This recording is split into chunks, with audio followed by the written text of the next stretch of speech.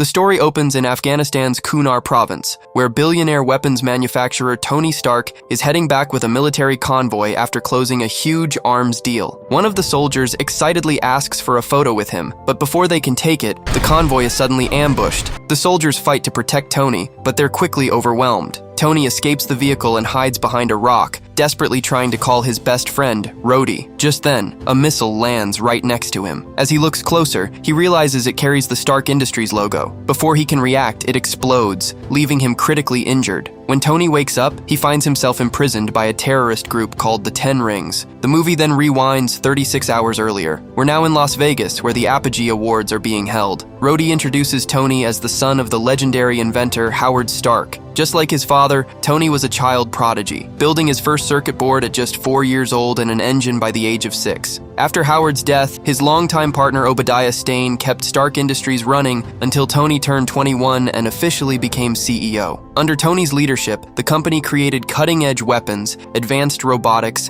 and satellite-guided defense systems, making Stark Industries the biggest weapons manufacturer in the world. Tony is supposed to receive the prestigious Apogee Award, but instead of attending the ceremony, he's gambling at a casino. When Rhodey asks why he skipped it, Tony casually says, "I've already got enough awards at home." As he's leaving, he's stopped by Vanity Fair reporter Christine Everhart for an interview. Later that night, the two spend the evening together. The next morning, Pepper Potts, Tony's incredibly organized assistant, reminds him that he's already late for his flight to Afghanistan. Tony simply smiles and says, "It's my jet. It won't leave without me." Soon, Tony arrives at Bagram Air Base, where he demonstrates his latest creation, the devastating Jericho missile. One launch is enough to leave everyone speechless, and the military is more than impressed. After closing the deal, Tony heads back with a convoy. Rhodey tries to join him, but Tony jokes there's no room and tells him to catch the next ride. Moments later, the convoy is ambushed. Exactly like we saw at the beginning, Tony is captured by the 10 Rings and wakes up inside a dark cave with a strange device attached to his chest. A fellow prisoner named Yinsen explains that the missile blast sent metal fragments throughout Tony's body. He removed what he could, but the remaining pieces were moving toward his heart. To keep Tony alive, Yinsen built an electromagnet and implanted it into his chest. Without it, Tony would have died within days. Before Tony can ask any more questions, the leader of the terrorists, Abu Bakr, walks in. He orders Tony to build the same Jericho missile he demonstrated for the US military. Tony refuses without hesitation. The terrorists brutally torture him before dragging him outside. That's when Tony makes a shocking discovery. The cave is filled with Stark Industries weapons. His own inventions had ended up in the hands of the very people they were meant to stop. Abu Bakr tells Tony they already have everything needed to build the Jericho missile, and once it's finished, he'll be set free. Tony knows that's a lie, but he pretends to agree. Instead of building a missile, he secretly starts working with Yinsen on something much more important. Using the missile parts, Tony builds a miniature arc reactor. The terrorists think it's part of the Jericho missile, but Yinsen quickly realizes it's something completely different. Tony explains that the reactor will power the electromagnet in his chest and stop the metal fragments from reaching his heart. But that's not all. It also generates an incredible amount of energy. Then Tony reveals his real plan by showing Yinsen the blueprint of a heavily armored suit. That's their ticket out. Yinsen, who has been trapped there for years, immediately agrees to help. He installs the arc reactor into Tony's chest, but the terrorists spot everything through the security cameras. As they continue working, Tony asks Yinsen where he's from. Yinsen smiles and says he's from Gulmira, and once he's free, he wants to return to his family. Tony quietly admits he doesn't really have a family anymore. The two continue building the suit through the night. Eventually, the 10 Rings leader, Raza, realizes Tony isn't making the Jericho missile. He storms in and demands answers. When Yinsen tries to buy Tony more time, Raza brutally threatens him before giving Tony one final deadline. By tomorrow, the missile must be finished. That night, Tony finally completes the Iron Man suit. As Yinsen helps power it up, Raza grows suspicious and sends 2 guards to investigate. The moment they open the door, Tony's hidden explosives blow them apart. Knowing the terrorists are closing in, Yinsen continues uploading the suit's systems while Tony prepares for battle. The upload isn't finished yet, so Yinsen grabs a rifle and runs outside, sacrificing himself to buy Tony a few more minutes. The upload finally completes. Tony powers up the suit for the very first time and charges straight into the terrorists. Bullets bounce harmlessly off the armor as he tears through the entire camp. Outside, he finds a badly wounded Yinsen. At that moment, Raza launches one last attack, but Tony survives and buries him beneath a pile of rocks. Tony begs Yinsen to hold on so they can escape together, but Yinsen reveals the heartbreaking truth. His family had already been killed long ago. He says he finally has a chance to see them again. After thanking Yinsen for saving his life, Tony watches his friend take his last breath. Filled with anger, Tony unleashes the full power of the suit, destroying the terrorists, their weapons, and every Stark Industries missile in the camp. A massive explosion lights up the valley as Tony blasts into the sky, but the homemade suit can't handle the flight for long. It crashes into the desert and falls apart. Even so, Tony smiles. His first Iron Man suit actually worked. Knowing Rhodey will be searching for him, Tony waits for rescue. A short time later, Rhodey finally finds him, and together they return home to the United States. After returning to the US, Pepper is overwhelmed with relief to see Tony alive and immediately wants to take him to the hospital. But Tony tells her there's something much more important he has to do first. After spending 3 months in captivity, he's ready to change everything. He calls a press conference where Obadiah Stane also shows up, happy to see Tony back. Meanwhile, a mysterious government agent named Phil Coulson approaches Pepper and says he'd like to speak with Tony about how he survived. Pepper politely tells him she'll arrange a meeting later. Instead of reading the prepared speech, Tony shocks everyone with an unexpected announcement. He reveals that he watched American soldiers die while trying to protect him, only to discover that the terrorists were using Stark Industries weapons. Because of that, he declares that Stark Industries is shutting down its entire weapons division. The room goes completely silent. Tony says, "I know I have more to offer this world than just making things that explode." Obadiah is furious. Later, he confronts Tony in private, warning that without weapons, the company will lose billions and its stock will crash. But Tony doesn't care. He says he no longer wants Stark Industries' legacy to be built on war and death. Instead, he believes the future lies in arc reactor technology. Tony even shows Obadiah the arc reactor keeping him alive. Hiding his true feelings, Obadiah pretends to support the decision and tells Tony he'll deal with the angry board members himself. Soon, the news spreads across the country. Stark Industries is officially getting out of the weapons business. Later, Tony calls Pepper down to his workshop and reveals that he's built an even more powerful arc reactor. He explains that the old one needs to be replaced. Pepper is terrified when Tony asks her to reach into the opening in his chest and remove a loose wire, but after some encouragement, she manages to swap the reactors successfully. Still shaken, she tells Tony never to ask her to do something like that again. Tony smiles and says, "You're all I've got." When Pepper asks what she should do with the old arc reactor, Tony casually tells her to throw it away because he doesn't need it anymore. With a brand new power source, Tony secretly begins building a much more advanced Iron Man suit. He keeps the entire project hidden because he no longer trusts anyone. At the same time, we see Raza somehow survived the cave explosion and is collecting pieces of Tony's first armor, hoping to rebuild it for himself. Back in Malibu, Tony spends days and nights upgrading his suit. He repeatedly tests the flight system, crashing over and over until he slowly starts getting it right. The next day, Pepper brings Tony a small gift and tells him Obadiah is waiting upstairs. During their meeting, Obadiah warns that the board of directors is preparing legal action because of Tony's decision to shut down weapons production. Tony isn't concerned, saying they still control most of the company. Obadiah then suggests they should at least mass-produce the arc reactor instead, but Tony immediately refuses, making it clear that the technology is too dangerous to fall into anyone else's hands. Curious, Obadiah asks if he can see what Tony has been building downstairs. Tony simply smiles and tells him to go home and get some rest. Then he heads back to the workshop,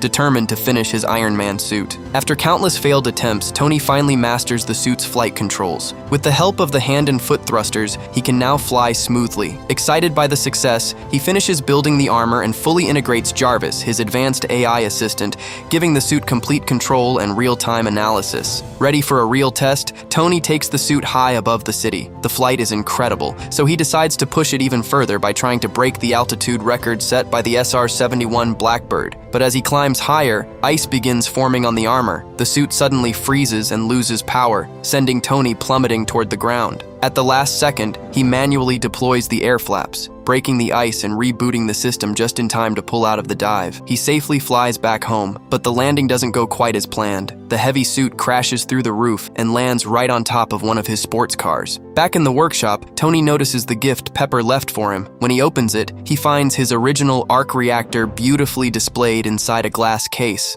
Attached to it is a small note that reads, "Proof that Tony Stark has a heart." The gift genuinely makes Tony smile. Meanwhile, Raza's men are secretly rebuilding the damaged Mark I armor from the pieces they recovered in the desert. At the same time, Tony starts upgrading his own suit. He tells Jarvis to replace the heavy steel with a gold titanium alloy, making the armor lighter without sacrificing strength. Soon, the new suit is complete, and Tony paints it in his signature red and gold colors. Around the same time, Los Angeles is hosting Stark Industries' annual charity event. Even though Obadiah never invited him, Tony shows up anyway. There, he finally meets Agent Phil Coulson, who manages to schedule a meeting with him. Tony's attention is quickly stolen by Pepper, who looks stunning that night. He asks her to dance, and the two share an awkward but sweet moment that makes it obvious Tony is starting to fall for her. Moments later, reporter Christine Everhart approaches Tony with shocking photos. They show Stark Industries weapons still being sold on the black market, including Jericho missiles, and being used by terrorists in the village of Gulmira. Christine tells him the photos were taken just one day earlier. Tony is stunned. He insists he never approved any of those sales, meaning someone inside Stark Industries must still be supplying the terrorists. He immediately confronts Obadiah,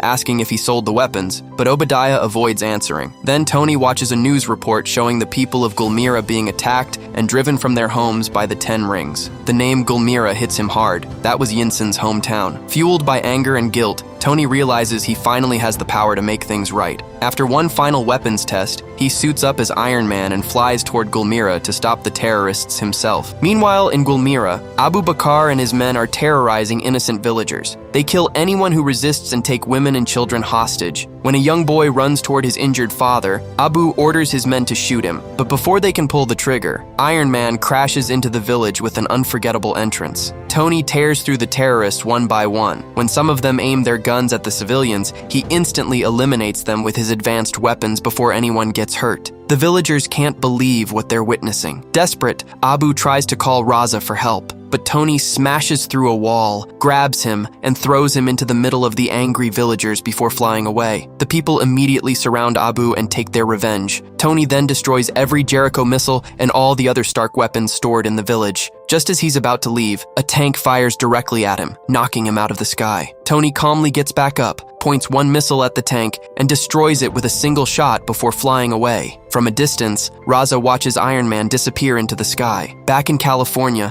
the U.S. Air Force detects an unidentified flying object attacking a terrorist camp. Since the target is too small to identify on radar, they scramble 2 F-22 Raptors to intercept it. Rhodey arrives at the command center just as the pilots lock onto the mysterious target. That's when Tony calls him. "Rhodey, it's me!" Rhodey is completely shocked and immediately orders the pilots to stand down. But before they can disengage, Tony accidentally collides with one of the fighter jets, sending it into a deadly spin. The pilot ejects safely, but his parachute fails to open. Without hesitation, Tony dives after him and deploys the parachute just seconds before impact, saving the pilot's life. He then quietly flies back home. When Pepper walks into Tony's workshop later that night, she finds broken doors, damaged equipment, and Tony struggling to get out of his armor because he made the fit a little too tight. She's even more shocked when she notices dozens of bullet marks all over the suit. Meanwhile, Raza meets with Obadiah Stane, revealing the truth behind everything. It turns out Obadiah was the one secretly supplying weapons to the 10 Rings all along. Furious, Obadiah tells Raza he should have killed Tony when he had the chance. Raza fires back, saying the price Obadiah offered wasn't worth it. He then proudly shows him the damaged Mark I armor Tony escaped in, claiming that if they could rebuild it, they could create an unstoppable weapon powerful enough to dominate entire nations. But Raza makes one fatal mistake. He trusts Obadiah. Instead of making a deal, Obadiah pulls out a powerful sonic device that instantly paralyzes Raza. He then orders his men to execute every member of the 10 Rings inside the camp, taking the Mark I armor for himself. With the prototype finally in his hands, Obadiah brings it back to Stark Industries and orders his engineers to reverse engineer Tony's first Iron Man suit. Meanwhile, Tony asks Pepper to go to Stark Industries and secretly access the company's main servers. He wants proof of who has been supplying weapons to the 10 Rings. Pepper sneaks into Obadiah Stane's office and plugs a drive into his computer. As she searches through the files, she uncovers a secret project called Sector 16, where Obadiah is rebuilding Tony's original Iron Man armor. Even worse, she finds video footage proving that Obadiah was the one who hired the 10 rings to assassinate Tony. She quickly copies all the evidence. Just then, Obadiah walks into the office. Luckily, he doesn't realize what Pepper is doing, and she calmly leaves with the drive. Moments later, Obadiah checks his computer and realizes his files have been copied. He rushes after her, but Pepper runs into Agent Phil Coulson, who escorts her away before Obadiah can stop her. Back at Sector 16, Obadiah's lead scientist tells him they still can't recreate the arc reactor. Furious, Obadiah reminds him that Tony built one inside a cave. The scientist replies with the iconic line, "Well, I'm not Tony Stark." Meanwhile, Tony receives Pepper's call, but before she can explain everything, Obadiah suddenly appears. Using a powerful sonic device, he paralyzes Tony, rips the arc reactor straight out of his chest, and leaves him behind to die. At the same time, Pepper contacts Rhodey and tells him the truth. She and Agent Coulson head to Sector 16 to arrest Obadiah. Barely alive, Tony drags himself down to his workshop and desperately reaches for his old arc reactor, the one Pepper had saved in the display case. He installs it back into his chest just in time to survive. Rhodey arrives moments later, and Tony immediately asks where Pepper is. When Rhodey says she's heading to Sector 16, Tony realizes she's walking straight into a trap.